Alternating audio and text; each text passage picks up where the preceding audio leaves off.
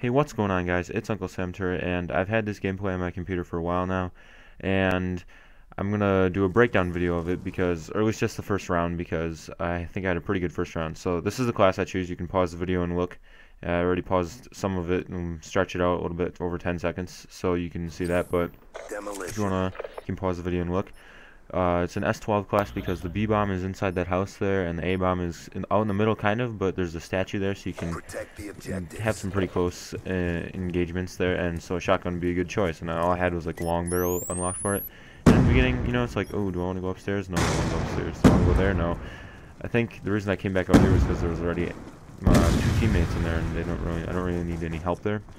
But yeah, so you can see already I'm trying to keep the engagements close, and right here I do that. I'm going to go into that spot again a lot of different times in this video.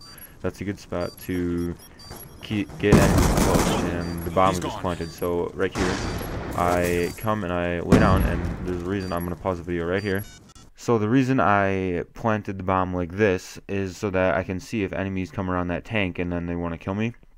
I can if it's like less than halfway done defusing, I can get up and shoot them and then go back to defusing. Or if I'm like almost done with it, more than halfway, close to finishing, I'll try to defuse it before they shoot me or before they see me. So unfortunately I get taken out right behind me like that, but I'll show you what I should have done, because there was a way that I could have known that guy was going to be coming. So listen carefully here. Did you hear that?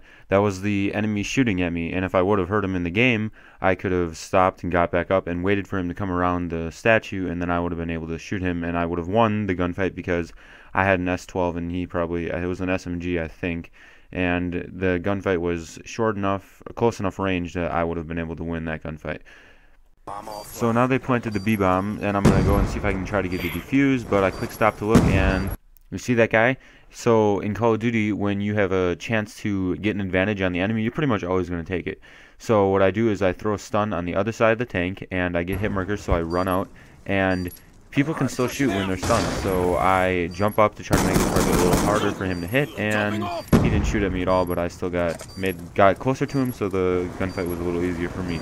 Now I'm going to head on back towards B so I can try to get a defuse here. And then I don't know why I went upstairs, but there's a guy right there, so easy kill, short range, and I don't recommend doing this at all, spinning around. That's more like a thing I would do in Search and Destroy if I'm ninja defusing or trying to like troll around and be funny. But when you're spinning around, it's easier for them to hit you. Well, not easier for them to hit you, but easier for them to spot you and take you out. They'll see, oh, look at this guy, he's spinning around, rather than if you're going to use a different tactic that I'm going to show you later in the gameplay. So now I'm going to go back a little bit here, and you see right here, I didn't realize this guy was planting the bomb, even though he was on the radar at first. I didn't realize it. And there's another guy right there, and I probably would have went and got him, or tried to shoot him if I would have seen on the radar, but instead I call my hunter, not my hunter killer, my hellstorm, and you can see that guy that was on the radar that I didn't see. Right there he runs up, and where was he running to? To kill me. So I could have killed him and then called in the hellstorm, but whatever, I guess I wasn't thinking, maybe next time. So the other tactic I was talking about when I was spinning around and defusing the bomb is not spinning around and defusing the bomb again, but it's laying down on the other side of the bomb and defusing. It may seem like common knowledge, and it should be common knowledge, but, you know, there's always that one guy again that never really knows. So you see here I'm laying down on the other side of the bomb and defusing, and it keeps me protected from the enemies, and it makes them have to go all the way around the bomb to shoot me instead of just shooting me from way back in their spawn where they can see the bomb.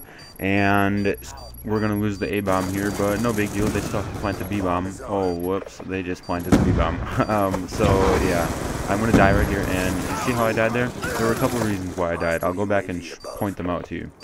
Firstly, it's because I came around this corner sprinting, and when you come around a corner sprinting and there's a guy waiting for you, you're pretty much always going to die. But another reason was, you see that? Yeah, he was head glitching big time. If you don't know, the bullets in Call of Duty when you're shooting, they don't come out of your gun, they come out of your head. So that's what head glitching is. If you stand behind a wall or barrier or something where the enemies can only see your head, then you can still shoot and hit them because the bullets come out of the top of your head, but they only have your head to hit, and it's much harder target for them to hit. So speaking of sprinting around corners, you see right here, this guy and me both are running around the corner, and we catch each other sprinting. And because I had the S12, I won that gunfight. He had an SMG, which is a good gun, but the S12 still wins. And right there, I actually thought that was an enemy there, but yeah. So S12 wins the gunfight pretty much every time at that range, and so that's why I won that gunfight, even though I did get caught sprinting. I caught him sprinting also. So skipping ahead in the gameplay a little bit again, I want to show you this awesome line of sight that I got killed by. I came up here with my pistol so I could maybe pick someone off at longer range, and I got picked off. This guy was looking through the windows in his van. So if there's anybody camping up there in the window like I was and head glitching, you can always use that line of sight, because that's a great line of sight. I was not able to see him at all. There would have been no way I would have been able to see him and get him, but he easily saw me and got an easy kill on me, so great line of sight for you guys to use. So I said this was a good spot to use as so you can get close to the enemies when you're using a shotgun, and you see I'm able to pick up a few kills here using this spot, so yeah, it's a great spot to use also if you're using a shotgun, whether it be the S12 or the R870 or anything. So right after that, you see I have low ammo for my S12, so I switched to my pistol, and I'm going to come back around the other side, and then while I'm doing that, they plant the bomb. So I'm going to come here and get that guy, but did you see there was a second guy? Yeah, see the guy sitting in the corner? He knows that I was just there, and he knows that I'll be coming back because he knows I saw him. So if I'd come back in there, it's going to be a really tough gunfight, and I probably shouldn't go back in there to try to kill him, but I do anyway. So a good thing I did is I was ready for the gunfight, and I started shooting before I came around the corner, but unfortunately I kind of went up on that couch right there, and it messed up my aim, and I didn't even get a hit marker on him. And like I said, he was waiting for me, so kind of a bad decision there. Just gonna quick note, tactical mass saved my life here, and that's why I love it. That shock charge did pretty much nothing to me, and that sniper would have shot me if I didn't have tactical mass.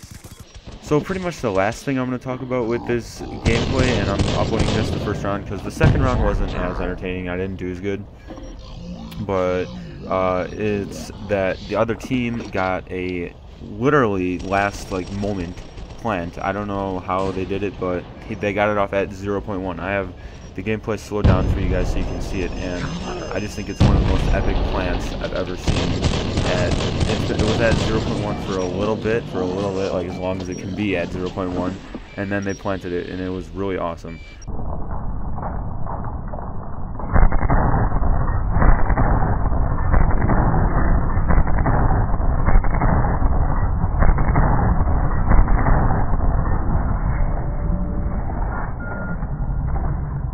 So that's it for this video. I hope you guys enjoyed or learned something, or both. And if you liked, make sure to give the video a like. That would be really appreciated. And subscribe so that you don't miss any of my new videos. I post the Call of Duty gameplay on Monday, Wednesday, and Friday, 3 times a week in 1080p HD. So subscribe so you don't miss any of that. And next video will be Monday, so I hope you guys will watch that video, and I'll see you guys then. Peace.